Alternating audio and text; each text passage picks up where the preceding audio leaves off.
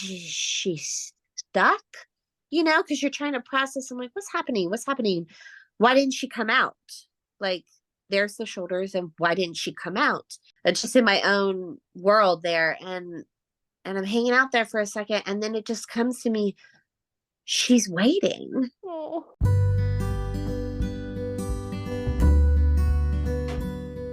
Holy Wild Birth is a podcast embracing the reclamation of giving birth, rooted in God's original design, undisturbed.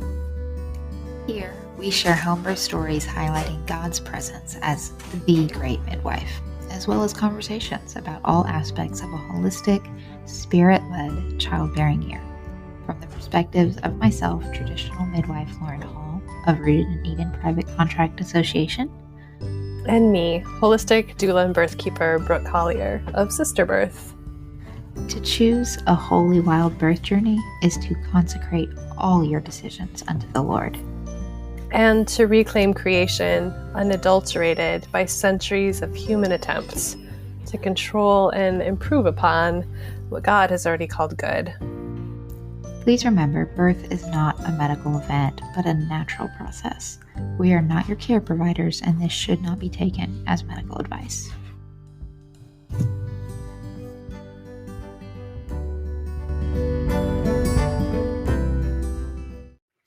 Hi, sisters, and welcome to our latest episode of Holy Wild Birth. On this episode, I'm joined by a guest named Staci, who I pursued and asked her if she would be willing to share the birth story of her fifth baby, because it just was dripping with joy and just so many signs of a mama who was owning her birth, taking responsibility, all the things that we here at Holy Wild Birth love to celebrate. And so she just has a rich story to tell and has such a sweet way of telling it. So I encourage you to grab your beverage of choice and make yourself comfy and pop in those earbuds and give this story a listen. As we dive into today's birth story, just a reminder that the choices and beliefs of the mamas sharing their stories here are as individual and varied as the storyteller herself, and do not necessarily reflect the beliefs or recommended actions of Lauren and or Brooke.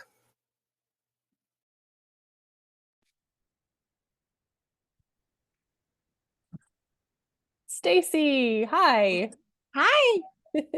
Thank you so much for joining me on the podcast today. Thank you for having me. I'm excited. Yeah, me too, sincerely. So, listeners, I saw Staci's story on Facebook and just was like, "Ooh, this is a fun one." So I pursued her and I said, "Would you possibly be willing to come on the podcast and tell that story?" And she said yes, which I'm so glad for. But let's let Staci introduce herself. So if you want to tell the listeners just a little bit about you, your family, whereabouts you're from, anything you're interested in besides birth, because that's a given. Of course. Yes.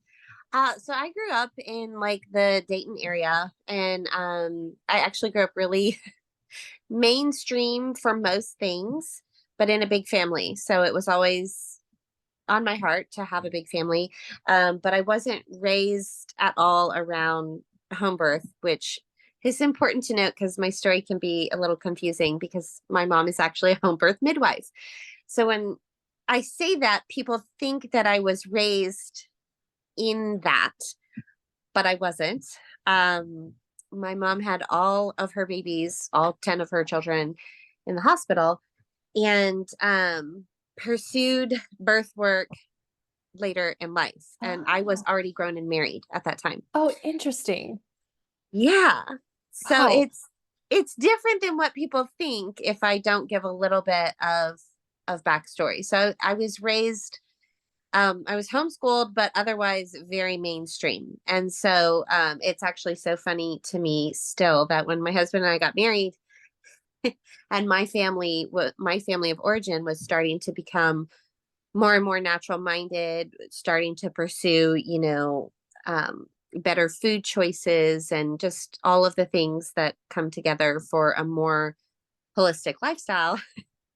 He asked me, he's like, we're not going to be those weird people that like have their babies at home, right? And we both laughed, and I was like, of course not. That's so weird. Haha. And so now here we are, where we are now. So, but that really was the start. Like, as my mom pursued midwifery, as I was a young adult already, just getting married, it was in my ear, but not on my radar. Um, but we had a number of years of infertility that we addressed again with nutrition and supplements, things like that.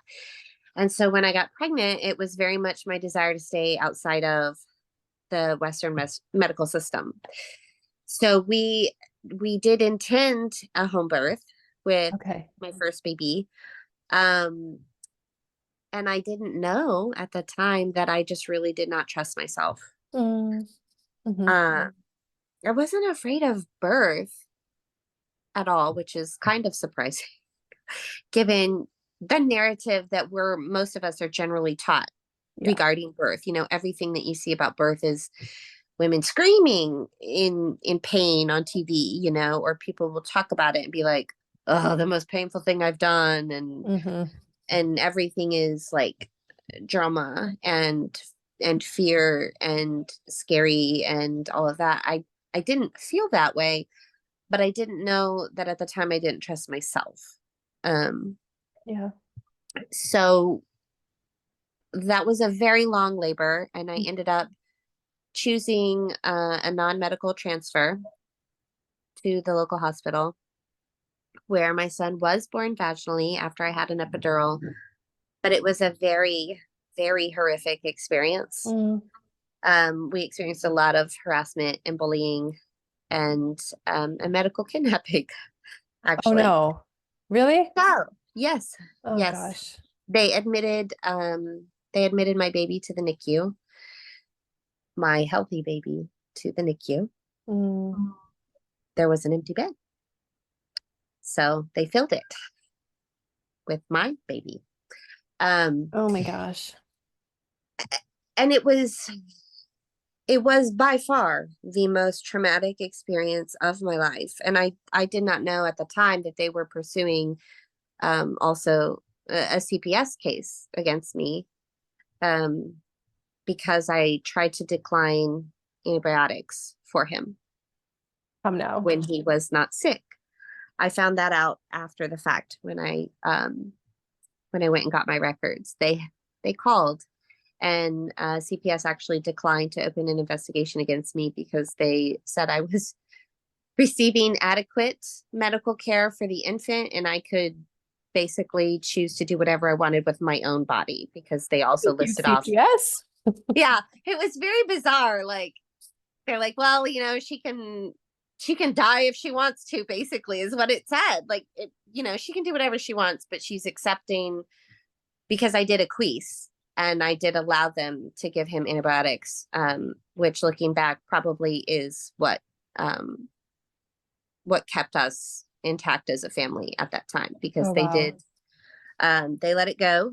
And after 2 days, there was shift change and a new NICU overseer or whatever came in, and she told me, if you ever ask me about this, if you ever tell anybody about this, I'll deny it. But I'm very sorry for what has happened to you and your family.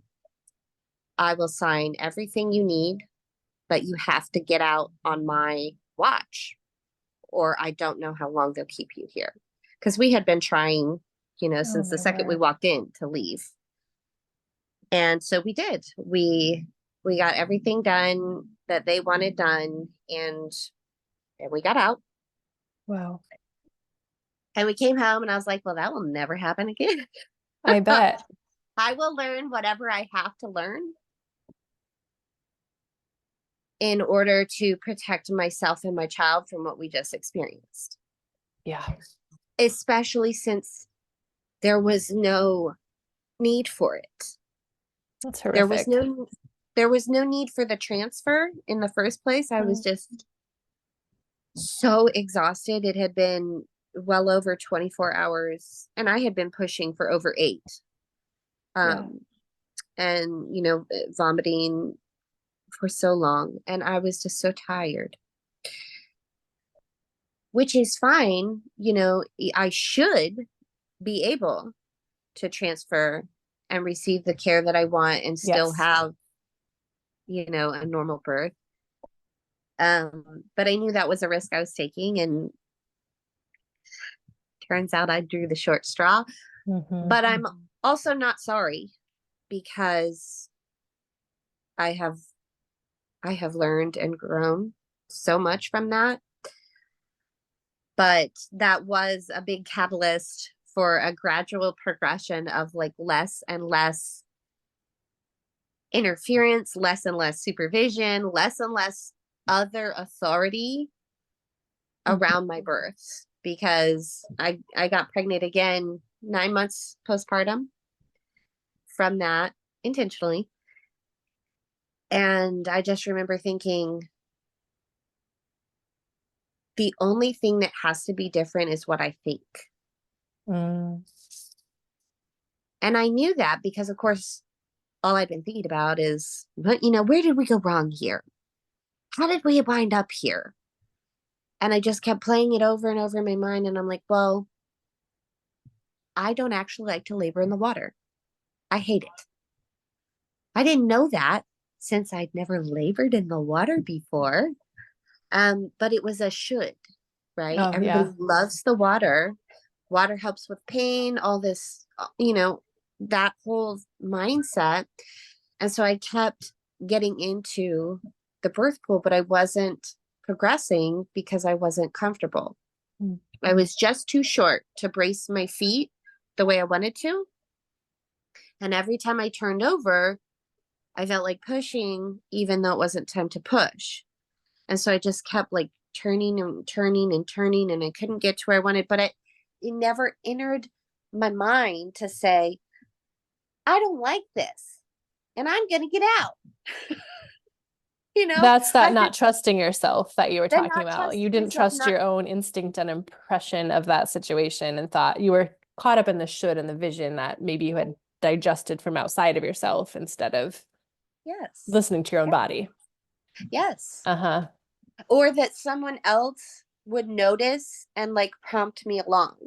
Like if Mm. that was the case, because I had my husband there, I had my sister there, and my mom, who is a midwife. And so I just, thought other people would guide me, I guess, is this like expectation that I didn't know that I had.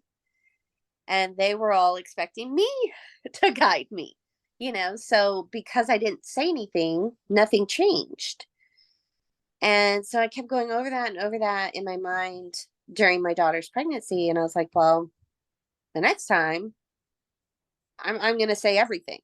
I'm gonna say everything, and it's gonna be different. And I just kept telling myself, there is no fear, there is no pain. There is no fear and no pain. Everything is pressure. Everything is bringing me towards my baby. And if I run to it instead of from it, that's the way you go through.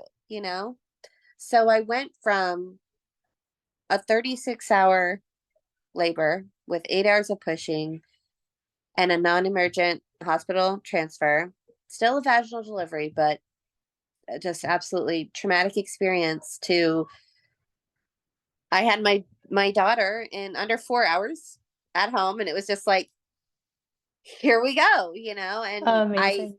I discovered that I actually like to labor in bed, which is what everybody says, you don't have to birth on your back in bed. And so I was like, the one thing we're not going to do is lay down in our bed. And I was like, actually, the one thing I want to do is lay down in my bed by myself in the dark, in the quiet. Yeah. And that works for me. Yeah. And That brings up a really common error that I think happens. Like we have this message of you don't have to be in the bed, and somehow that gets turned into therefore you should never be in the bed, which is actually not what I think anyone's trying to say, but I have felt that too. So right, yeah, right. it's like Nobody is bad to actually be in the bed. saying The you point is you have can't do that. choices, Yes. right? But It's we just, don't read it that way. I set it up in my mind that there are certain choices, water is the one. and bed is the last one. And I still, for the next 2 pregnancies, I still delivered my babies in the water because I Oh, just still had this like, that's what you should do. So I labored in the bed. And then as soon as it was time for the baby to come, I was like, it's time for the baby to come. I have to get in the pool and then deliver the baby in 2 pushes in the water. And everybody's like, what are you doing? This is strange. I'm like, I don't know. Isn't that what we do? We deliver our babies in the water. Like for my middle birth was my fastest. My middle child was born in an hour and 40 minutes. And my husband, I like stood up out of the bed and I'm like, the baby's coming. It's time right now. I'm going to get in the pool. And I could hear him. And he was talking to my mom, he's like, there's no water.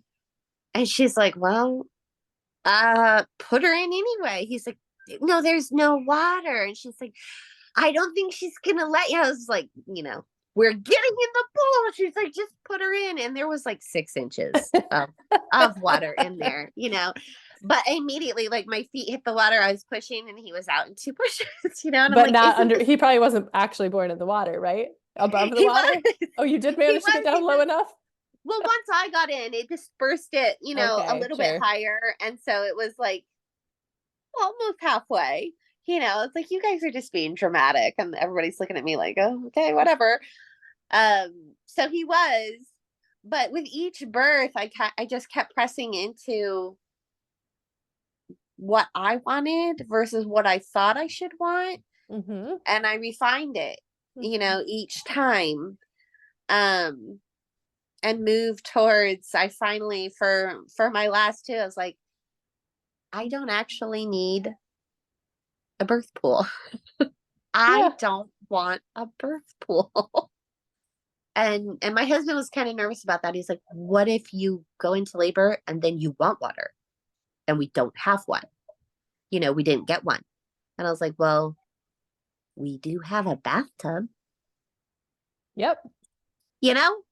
And he just looked at me like that was crazy. And I was like, well, what did you think everybody did before we had these fancy special pools? Like you would just clean the tub and get in the tub. Yeah. Like we use non-toxic cleaner. Like you just wash out the tub and I'll get in the tub. So, it's been a journey each time leading up to this last one, which is where I definitely by far felt the most that I had taken control of my own story, my own responsibility. And I had the most empowered experience that I've had. Awesome. And that's where we're going to do the deeper dive. So if you haven't caught on, you guys, I don't think Staci said this overtly, but she has 5 children. So she was kind of giving us like an overview of the themes that progressed during those first 4. And then that leads us up to this 5th one. Shall we start with a little bit about the pregnancy for your 5th? Sure. Yeah, what was it like finding out you're pregnant, and then anything notable or interesting about the pregnancy itself? I mean, for me, each one has gotten harder. Mm. Not because it's actually harder, just because I have more kids and I'm older. Yeah. I'm like, I just feel myself more and more tired each time. And you try to do all the things, all the nutritious things. And like, I'm trying to rest, but I have 4 small children at home that I'm homeschooling, that I'm, attachment parenting. And Yeah. so it was very much on purpose. But it was also very much, this is our last one. Because of all those years of infertility, I had a later start than what we would have planned. Mm-hmm. But we're here now, I'm like, I'm 36. This is probably the last time I really want to do this big job. So that was kind of our mindset going into it, was definitely, this is the last one. All of my pregnancies have been very, very kind of standard, low risk, healthy baby, healthy mom, very hands-off approach. I don't do ultrasounds and things like that. I just, if there was cause for concern, Yeah. and an ultrasound would be beneficial, I would do that. But I don't personally embrace the risks for not a medical reason. So Mhm. just a very, very hands-off approach to pregnancy, and I managed it completely by myself. I told my husband at the beginning, I was like, we are going to have an unassisted birth. So you He's knew like, early on that you wanted yes, to do it that way. Yeah.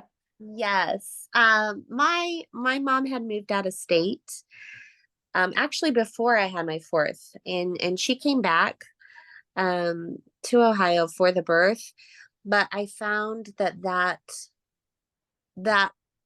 not intentionally, not from her, but put a lot of pressure on me, feeling like, how long do I ask her to come for? I'm disrupting her whole life, because she has to leave her home and all of her routines and her pets and all of those Hmm. things played into that. Um and it was another winter baby, and my mom moved out of state to avoid Ohio winters.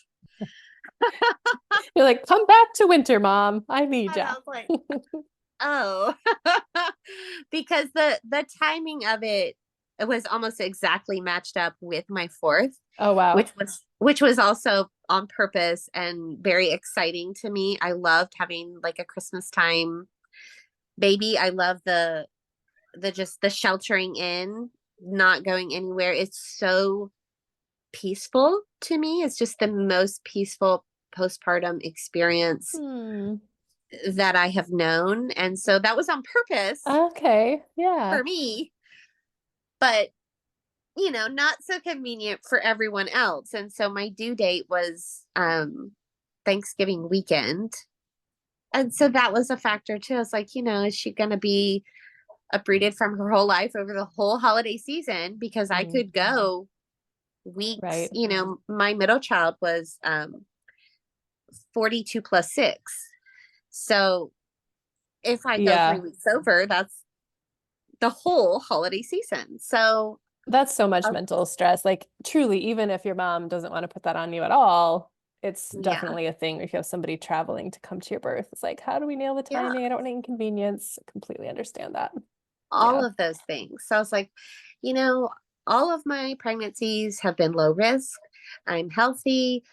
I'm like, we are going to have an unassisted, and he's like, well, like, what about the other local midwives here? He's like, them all.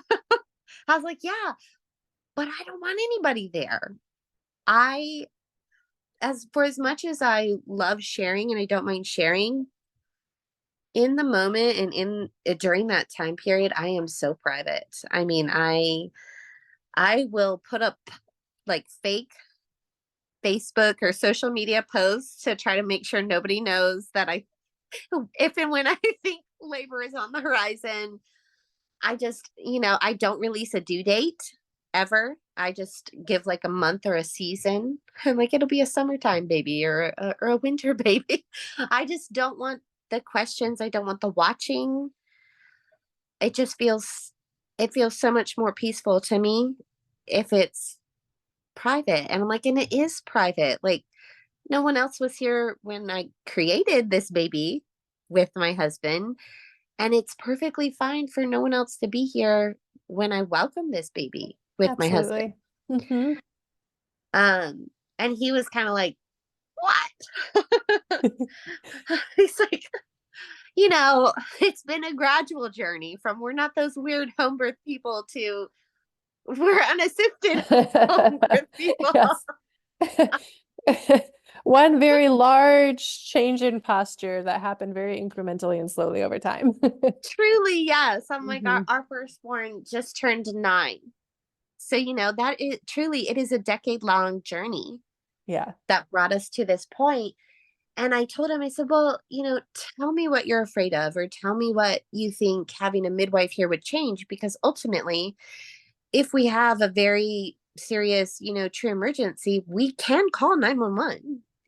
That's not off the table ever, if you have a problem. And so we went back and forth, and I attended a hands-on midwifery workshop in North Carolina. I drove down there during my first trimester. I saw it posted, That's and awesome. I messaged the coordinator, and I was like, I'm not trying to be a midwife or anything, but I just kind of want to come and observe and like get some skills for my own birth. And she was like, sure, honey, come That's on down. awesome, Staci. Good way to go. That's so great. So were they So covering things like shoulder dystocia and yes, subsequent hemorrhage and stuff? You were just kind of studying up. I love that you did that. Like I cover those things in my Free Birth with God course, but getting the yes, hands-on experience, so smart. yes. Yeah. Yeah, I was excited. I was like, I can do this. And I took my nursing toddler with me. What an experience, to be newly pregnant, morning sickness, and be like, I'm gonna drive myself across the US to this workshop because I didn't want to have any fear. I didn't want to have that thought of what if, what if there's shoulder dystocia and you don't know what to do? Yeah. Um, Yep. what if I didn't want that? And I'm like, well, I'm gonna go. I'm gonna listen. I'm gonna learn. I'm gonna ask questions. We can read books and we can, view materials. And it was important to me just for that factor of being as educated as I can, and not allowing fear to be present in my birthing space. And I Yes. told him, I was like, and I can always use this information. I go to other people's births, and Hmm. not in a professional paid capacity, but in a supportive role. I'm like, I've been present at my sister's births and other friends, and I would be willing to do that, Hmm. which is something that my mom has said. She's like, we should all, as women, have some level of these skills so that we can support our friends, our sisters, our daughters. Yes. Um, and I think that that's true. I I agree. think that we all should have at least some level of Hmm. experience or understanding or willingness or whatever, Yeah. I to have do a that. friend and fellow podcaster, Rebecca, who likes to say that things like this should be what she calls basic female competencies. And I'm Yes. like, yes. And Yeah. ancestrally, probably these were basic female competencies. Your auntie and your Right. sisters and your mother would have kind of known their way around these skills. Yeah. Yes. Absolutely. For sure. Yes. I also love, So, I just want to point out like what you said about you wanted to do it because you didn't want to have fear. And I found that people who are planning free births tend to have one of two approaches to like how deeply to study these kinds of things. One is the kind of like, I don't want to look at that and I don't want to talk about it or think about it because I might be inviting it in some sideways way, or just I'm afraid it'll make me more scared. And then there's also, but then there's the approach of, no, actually, let's look that right in the face and study it and know it and get familiar with it so it loses its power over me because I'm engaging with it and then I'm prepared and I know some things. So you chose that path, which is honestly the path that I recommend, but that's definitely yeah. not true in the whole free birth community. There's, I think, a Yeah. bigger set that's like almost pretend those things don't happen. I don't know if you've Yes. noticed that, but I have. yeah. Yes. I agree. Hmm. Anyway, so I'll stop interrupting you now. Carry on, but great. I No. love that you did that so much. I did too. I did too. It and there was no issue with the birth, but it did do what I intended it to do. It did take away, like you said, that power over you. It removes that, and it opened up more discussions between me and my husband, and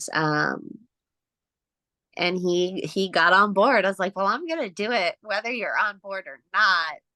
So you should just get on board.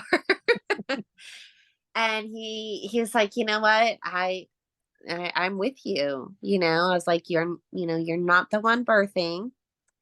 And if I ever, if I ever feel or notice, or either of us does, that something is wrong, we can always change course. You're never locked into your choice, if something happens. I said, but looking at my history, I'm like, by now I have a solid history. This is my fifth. Yeah. I'm like, I have 4 vaginal births, all without complications, and I'm ready for this, and I'm excited about it. It was a purposeful choice for the experience that it would be, Mm-hmm. not a choice, like from lack. And that felt very different to me.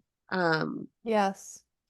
It felt very much like stepping into fully being in charge of what happened to me. Mm-hmm. And all of my birth experiences at home, my mom is very hands off, and I was never, interfered with at home or anything like that. But I didn't realize how much I was still like very aware of other people and just waiting for someone else to cue me Yeah.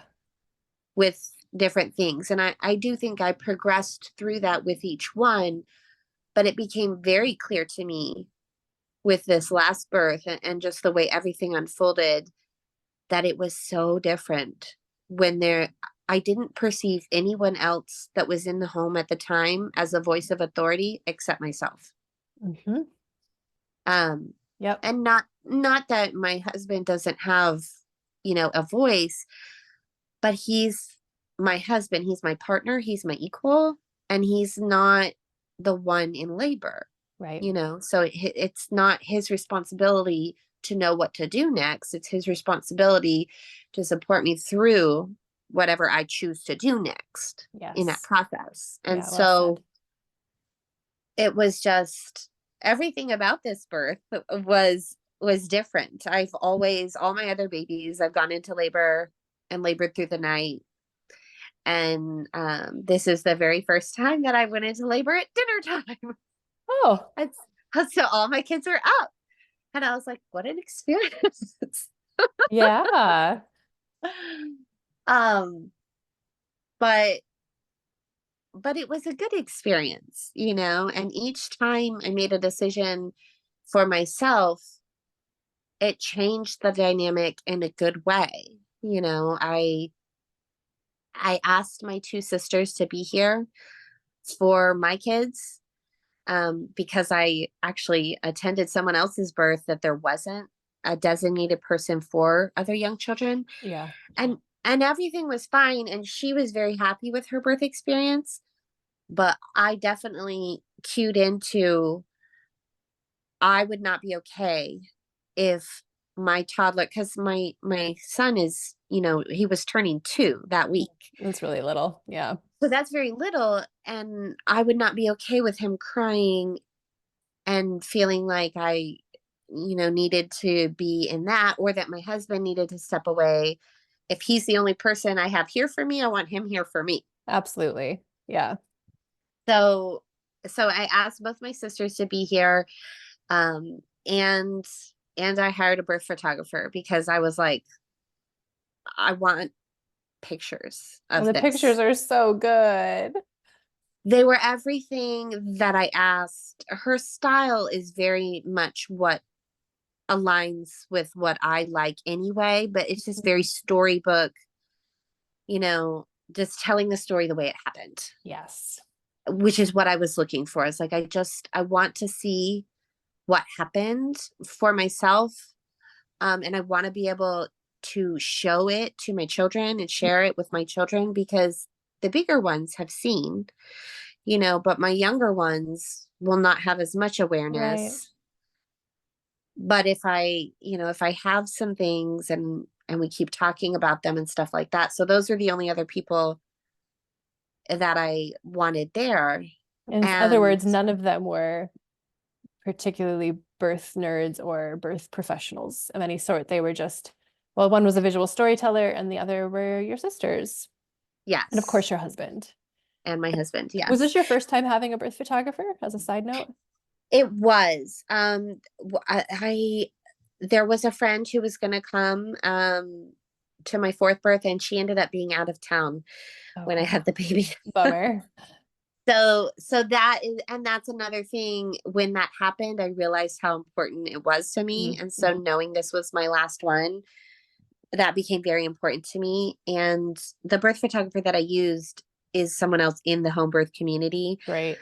Um, and so I knew that she was very comfortable with That how it was matters a lot. viewed. Mhm. Yes, yes. Because, and I didn't think about that until afterwards, that the value of that, of someone who knows and respects home birth, and I wouldn't have to be explaining or worrying about her being uncomfortable. Yes. That was highly valued to me as well. So yeah, nobody was there to serve me physically except for my husband. And so when I felt the very first contraction, I'm very specific and intentional with birth. And so there is no wondering. I don't like to wonder. So if we start, then it's go time. And that's just my path. And so I didn't actually want to have the baby that day because it had been such a stressful day. I was so stressed out, and my husband came home from work. I was crying, the toddler was crying, and I just gave the toddler to him, and I went into the bathroom, and I felt this very strong contraction. And I thought, no, just not today. I'm tired. It's the end of the day. I'm crying, baby's crying. And I sat in the bathroom and I kind of argued a little bit, with God, as we all know we shouldn't, but still do. Yep. And I think that's okay to do, to say what's on your heart. To he knows anyway, so you may as well speak the truth. And just kind of sat with that for a minute, and said, no, like, no, not today. I'm not ready. And as I was saying those things, I knew that if I kept going down that path, it was going to be bad. It was going to be hard. It was going to be sad. And so I said, okay, I have been telling this baby the entire pregnancy that I'm so excited. I'm so happy. And I'm ready to meet you when you are ready. And so if the baby is ready, then I can be ready too. And as soon as I said that, I felt a big release and the next contraction. And I was like, yeah, we're gonna have the baby. So it was 6 o'clock. That was when my husband got home, 6 o'clock. So I came out of the bathroom about 6:15. I was like, I guess I should tell him, because he doesn't know. Oh, right. he's, he's out there handling toddlers and he doesn't know we're having the baby tonight. So I should tell him. And I did. I came out and I said, so we're having the baby tonight. And he just kind of looked at me. He's like, okay, well, I'm putting some frozen pizzas in for the kids because they're hungry. They're asking. And I texted my sisters and they were both at work.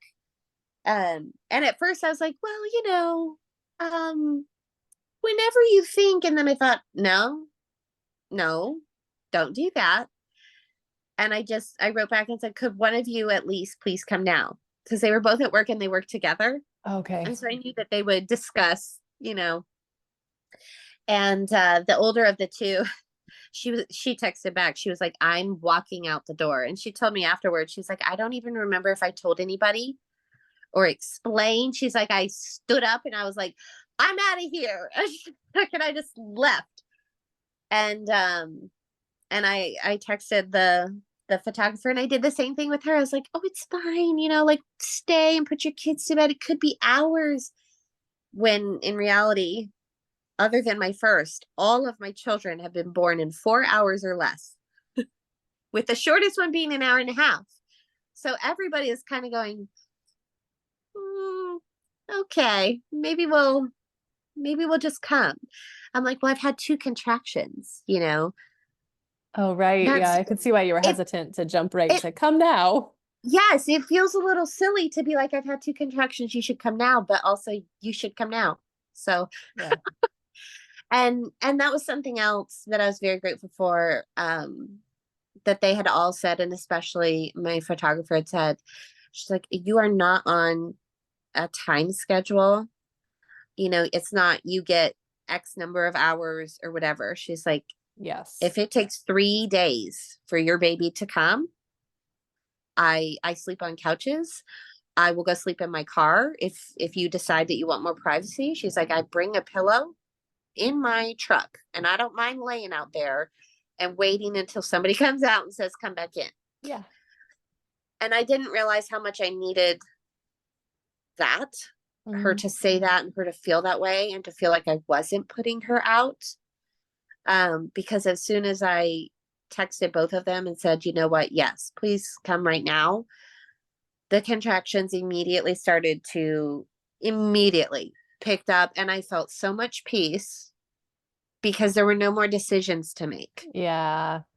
And I didn't know that that was a thing that was bothering me, was making the decision of when to call people. Because as soon as it was over, it just completely felt like peace. Uh-huh. And I was like, okay, I'm ready. Let's go. And again, Nothing left I to do laid now down, than be in labor. then be in labor to have this baby, and let's do it, And so I laid in the bed, and my toddler came in and out, and I just would talk to him, in between, because he would look at me, and but he wasn't upset, but obviously this was his first experience with Right. birth outside of his own. And so just kept, talking to him. I'm like, yeah, I'm making some sounds. The baby's coming. And we have always called the babies our babies, or we'll tell them it's your baby, like your baby is coming, your baby brother or sister. And it was just so calm and peaceful. And I labored in the bed for maybe 20 or 30 minutes, and I started shaking. And I remember saying, why am I shaking, over and over, which I knew why I was shaking. Like, I know what transition is. I'm like, but you can't be in transition after 20 minutes. Right. So I just kept going, this is odd, and I don't like the shaking. And so I asked, of all things, to get in the tub. I actually had that question at the tip of my tongue. The question is, did you get in the tub? You did. And the thing is, listen, I still didn't like it. My husband went in and got the tub ready, and my husband, people that don't know him, we were made for each other. I am the fire and he is the ice. I am the everything that is intense, and he is the everything that is calm. And so he just, rolls with it. This is fine. Everything's fine. He cleans the tub. He's like, sure, we'll get in the tub. And I get in the tub, and I have 1 contraction. I'm like, I hate it. I don't like it. I don't want to be in here. He's like, okay, we get out of the tub. Let's go. Bless him. I know it. I'm like, you really, for me especially, you have to be that way. I'm like, don't even try to make me feel bad about it, because I'm not going to. This is your job. That's fine. But I still could not, like, I liked the water, but I don't like the way I just kept fidgeting, and I didn't like that. So I'm like, I don't like this. I want to go back to our room. He's like, okay, we go back to our room. So he helps me out of the tub, and our house is small. It's a small hallway back to my bedroom. And he's like, "Do you want to lay back down? Like you liked that." And I'm like, "Yeah, I want to lay back down." I laid down, I had one contraction. I was like, "I don't like it. I want to get up." Get me back up. Because I like a turtle over here on my back, like I can't get up. and and he helped me get up, and all the entire pregnancy I kept thinking, why do we think that birth needs to take a long time? It's not like the baby really has that far to go, you know? I'm like, maybe sometimes it does need to take a long time, and that's probably more for us Mhm. than the baby. I'm like, but I don't need a long time. I don't want a long time. Um, I'm tired of this, and I want to see the baby. And I just had this, you know what? I'm going to have the baby on the next contraction. That's what I'm going to do. I'm going to have the baby, which I had asked my husband probably 10 or 20 minutes prior. I was like, I think you should look. I think you should look and see if you see the head, because, and he made a, and again, he's very calm and he doesn't normally offend people, but it was so offensive to me that he responded with, "Already?" And I was like, huh, huh, uh, huh. I don't know what you mean by that, but that is just so rude. I was like, forget it. No. I'm like, don't you even think about looking, because I no longer appreciate your perspective. You guys are so funny. Oh my He's goodness. just like, no problem. We'll roll with that. Um, Okay, so so when you decided you wanted to be done, had you felt any like pushing sensations at all at that point? Or was no, this still in mentally? You're saying this that was, mentally you were deciding, I would like to yes, have my baby right now. yes. But I, physiologically, you weren't necessarily feeling that grunty, bearing no, down feeling. no. Okay, just clarifying. I was experiencing, definitely, I knew I could be close. I could hear my sounds shift. And I know that everyone else could hear that too, because my sister did tell me after the fact when she walked in to the house, she said, "I heard you." And I called our other sister and I was like, "If you don't leave right now, you will miss it. Ah, okay. You will miss it." Because they were about 20 minutes from my house. And she did. She also, like, she got that phone call, she left, and she was here 15 minutes before the baby was delivered. So so I knew that. I knew that my sounds were changing. I could feel that. Um, but I hadn't started pushing. But I just had that thought, well, why not? Like I know what I sound like when I change over, and I'm changing over. And the only reason I'm not pushing is because I think it's not time yet. Like that's a Mm. weird phenomena. And I remember thinking, should I tell them? Because I knew, I was like, I am going to deliver the baby's head on the next contraction. I wonder if I should tell them. But I couldn't Mhm. speak. So I didn't tell them, and I was like, well, they're just going to have to figure it out. Um which this also, something similar happened with my fourth, where I was in the bed and I was asking, "Do you see the head? Do you see the head?" And they kept avoiding my question, which I knew meant no. And I just decided, I'm done. I don't want to do this anymore. And I stood up. And on the next contraction, I grabbed my husband's arms, crouched to the floor, and delivered the baby's head. Which I had spent the entire pregnancy telling him, the only thing that matters is that you catch the baby. I want you to catch the baby, and I want to see your face when you catch the baby. So what do? I stand up out of the bed and I grab both of his arms and squat to the floor, which I obviously can't hold myself up at that point. So he's Right. squatting on the floor with me, holding me up, and he's like, "I can't catch the baby." Like, what do you want me to do here? And with my fourth, with Gabriel, I couldn't I couldn't change. I was like, Mhm. this is it. And I remember thinking, I hope my mom is paying attention enough. Not that she wouldn't be paying attention, but I hope she's catching the cues of how quickly it's going, that she's going to reach in and catch the baby before, I mean, I'm crouching to the ground. It's not like the baby's going to fall. It would just Right. slide out onto the ground, but I don't want that. I want somebody to catch the baby. But I had very forcefully warned everyone the entire pregnancy that I wanted Jonathan to do it.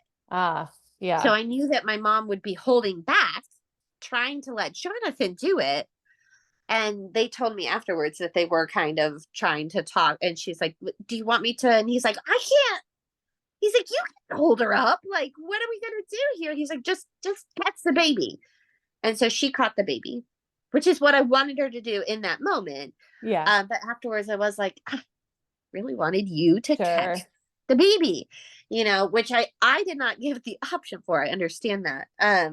So then what do I do this time? Exact same thing. The whole pregnancy. I'm like, okay, this is it. You're gonna catch the baby. And not only that, I'm gonna get a photo of you catching the baby. Like, this is all the money that we have spent on birth photography is for this one photo of you catching the No baby. pressure or anything, Jonathan. No pressure on either of you guys. I'm like, but to my photographer, please get this photo. And to my husband, please make a photo worthy face when you catch the baby and catch the baby. Right. And so I stand up, I decide that's it. I'm going to deliver the head on the next contraction. I do the exact same thing. I grab my husband's arms and I squat down to the ground and I delivered the baby's head in that contraction. And which they did catch on to because somebody tried to like slide a pillow underneath my legs because they're like, oh my goodness, the baby is coming right Oh, now and he can't catch it, and everybody right. has been primed that Jonathan is to catch the baby. And so I felt like a pillow touched me and I remember like kicking it away in total fury, like, no, he's no.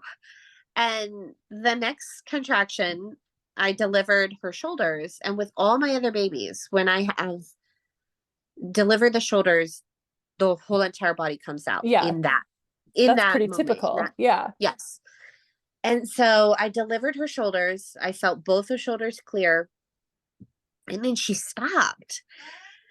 And I was just like, and I had this moment of, is she stuck? Because you're trying to process. I'm like, what's happening? What's happening? Why didn't she come out? Like, there's the shoulders, and why didn't she come out? And if anybody was talking, I didn't hear them, so I don't know.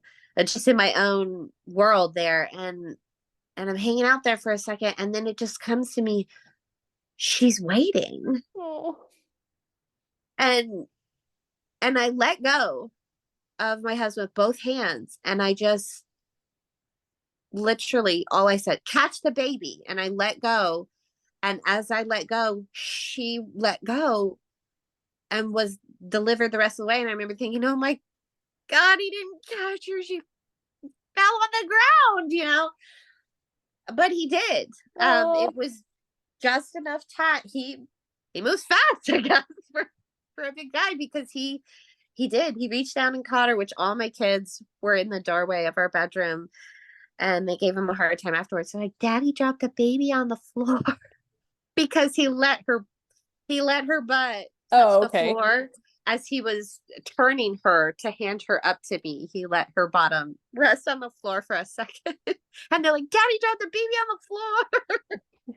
He's like, I did not drop our baby. And I sat down. I was right next to the recliner. So I sat down in the recliner and he handed her to me. And I remember thinking, oh, I didn't get the picture, because it was so fast. There's no way. Like, there's just no way how quickly it happened. And at that point, I didn't even care because we also were very much waiting to find out. This is our last baby, and we have 3 sons and 1 daughter. And my daughter has been asking for a sister since she could talk. She turns 8 at the end of this summer. And I grew up with a lot of sisters. Um, and our first pregnancy was an early loss that was a baby girl. Mm. And so I have always carried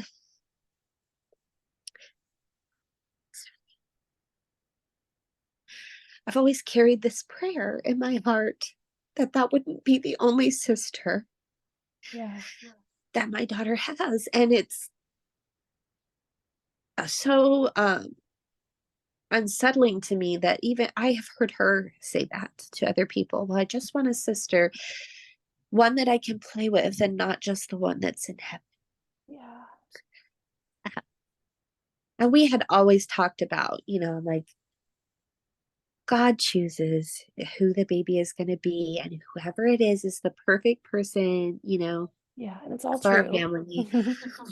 Um, and when my son Gabriel was born, I did worry a little bit that she would be disappointed.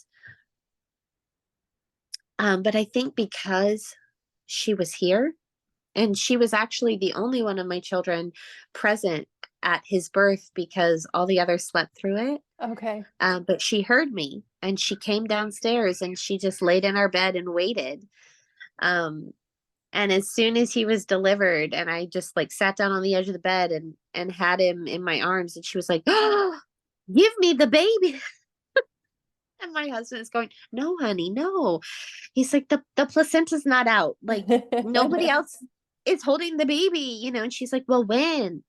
And he's like, "Not until the placenta comes out." And he's like, "Not for a long time. Like only mama." And she's like, "How long is a long time?" Like she was just, and she was the second person to hold him. And I think she was just so enraptured with him as a baby Yeah. that it kind of gently moved her through the fact that he was a boy Right. and not Yeah. a girl. And she made a couple comments here and there like, well, he could have been a sister. But she just loved him so dearly. And so we used that the whole pregnancy. She's like, "It better be a sister. If this is the last one, it better be." I'm like, and I just kept praying, "Oh Lord." I'm like, you and I just kept telling myself, I'm like, he knows the desires of our hearts, Yeah. mine and hers. Mhm. And it's going to be okay either way. It's going to be okay either way. And I just kept telling her, no matter who the baby is, you will love the baby so much, because it is our baby in our family. It's who God made perfect for our family. Yes. And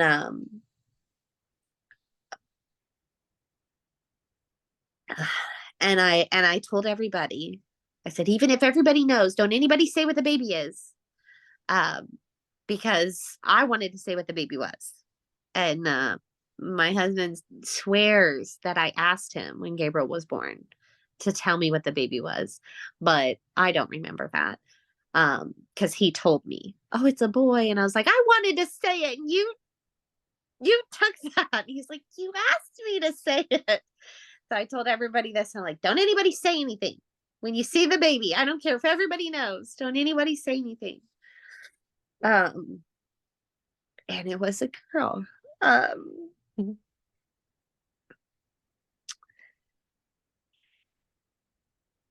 and it was everything. All of it was everything. I'm like, every part of this. I wish that everyone could have this experience at least once, Yeah. because you have no idea.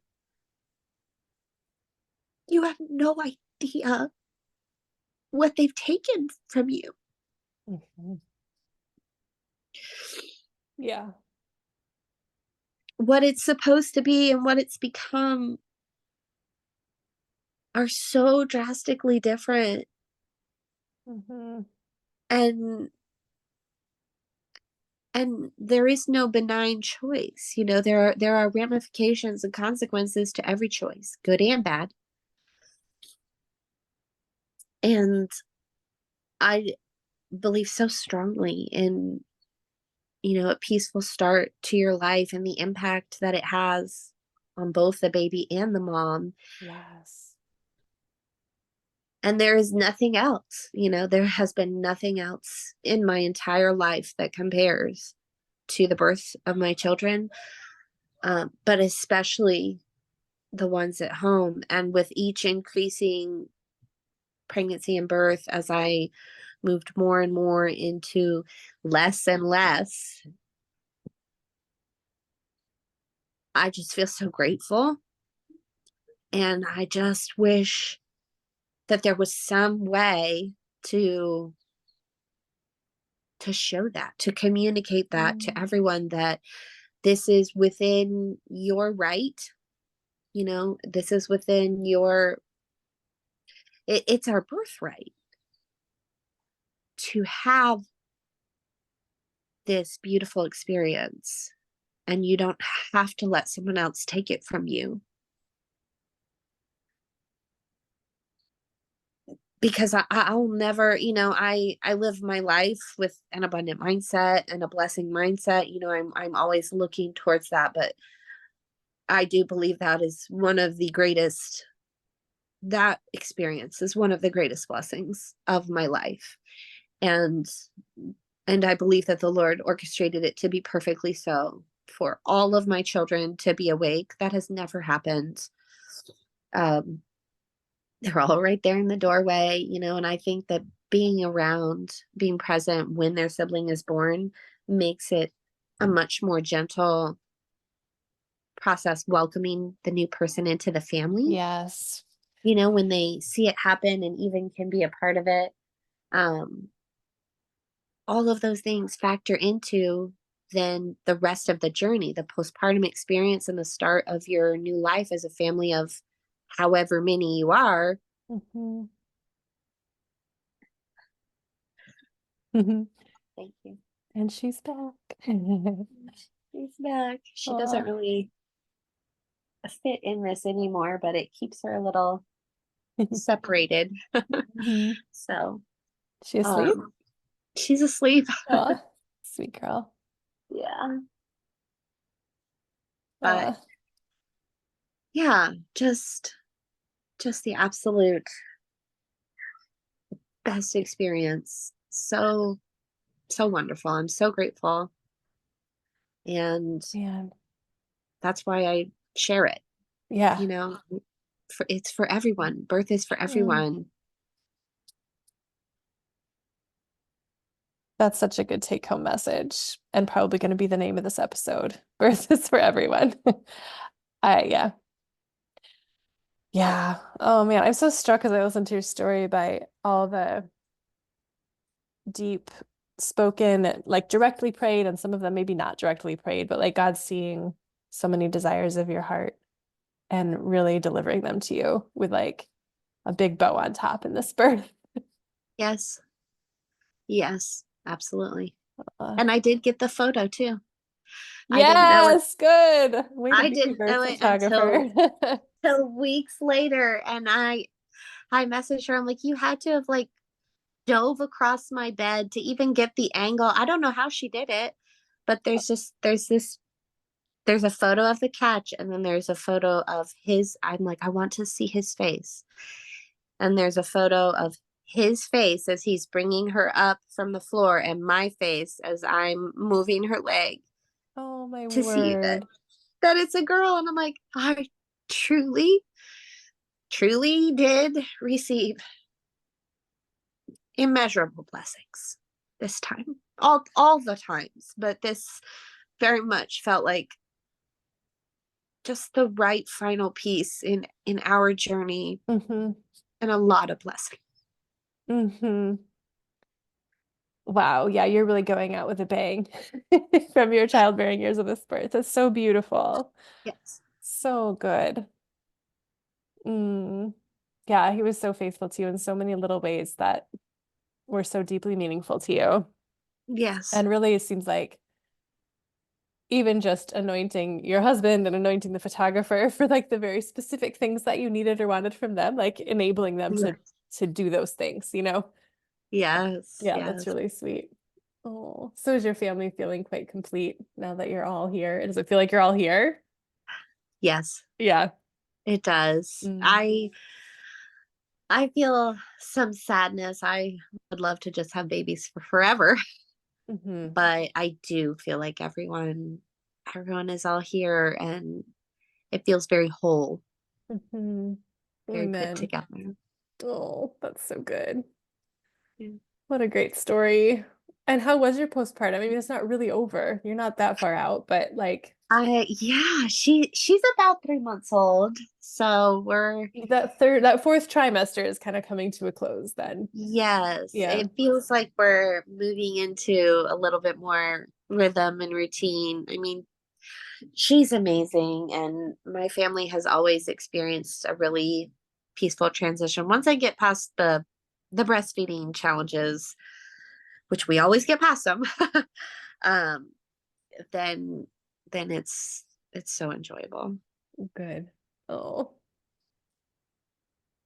wow. Thank you for sharing that story.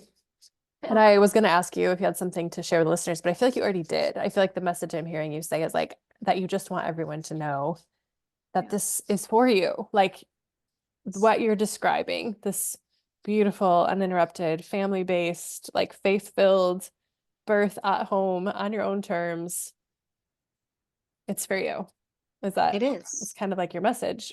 It is. Yeah. Absolutely. Hmm. Yeah, I hope that will really encourage some people who hear this because um to really believe that it can be for them personally and to go after it. Yeah. And it took you, like 10 years to get there as fully as you Yes. did get there. But um Yes. yeah.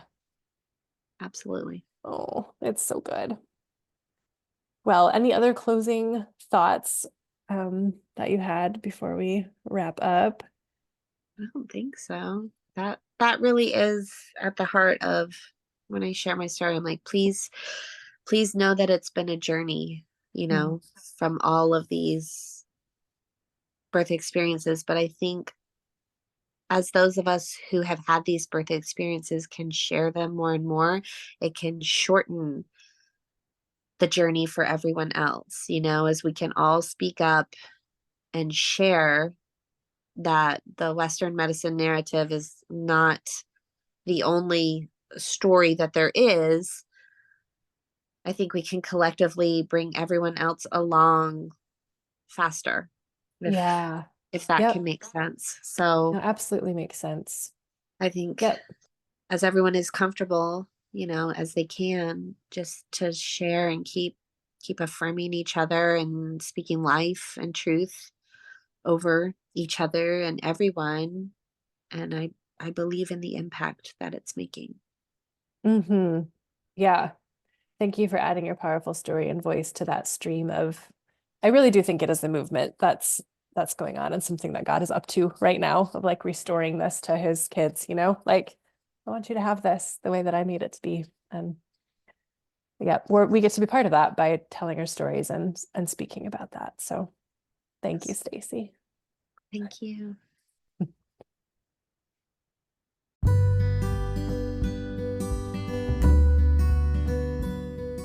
Thank you so much for tuning in to this week's episode of Holy Wild Birth. We hope that you were genuinely encouraged, inspired, and challenged by what you heard today. If you're loving what you hear, please make sure that you share it. Leave reviews. That helps other mamas find this content as well. And don't forget to read the show notes, okay? Because that's where you can find our email address if you want to reach out to us and start a conversation. It's also where you'll find free offerings as well as invitations to work with me and or Lauren. We can't wait to get to know you. See you next week.